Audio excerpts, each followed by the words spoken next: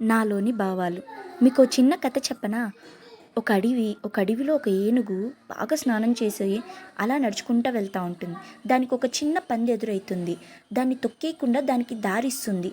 ఎవరు? ఏనుగు ఒక పందికి దారిస్తుంది. ఆ పంది అలా వెళ్తూ ఉండంగా దాని ఫ్రెండ్స్, "అదేంటి ఆ ఏనుగు నిన్ను తొక్కకుండా నిన్ను చూసి భయపడి నీకు దారిచ్చింది" అని నవ్వుతాయి.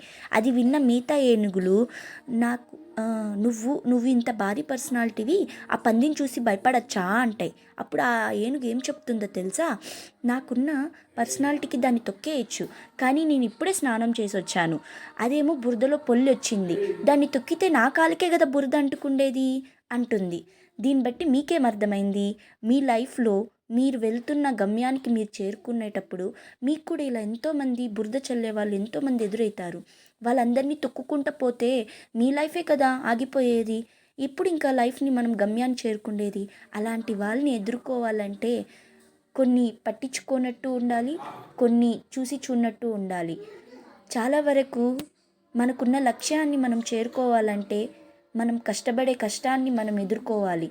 అంతేకాని ఎవరో ఎగతాళి చేస్తున్నారని, ఎవరో మనల్ని చూసి నవ్వుతున్నారని అక్కడికే ఆగిపోకూడదు. ఒక అడుగు ముందుకేసైనా మన లైఫ్ని మనం సాధించుకోవాలి. ఎగ్జాంపుల్కి ఎలిఫెంట్ అండ్ పిగ్ లాగా.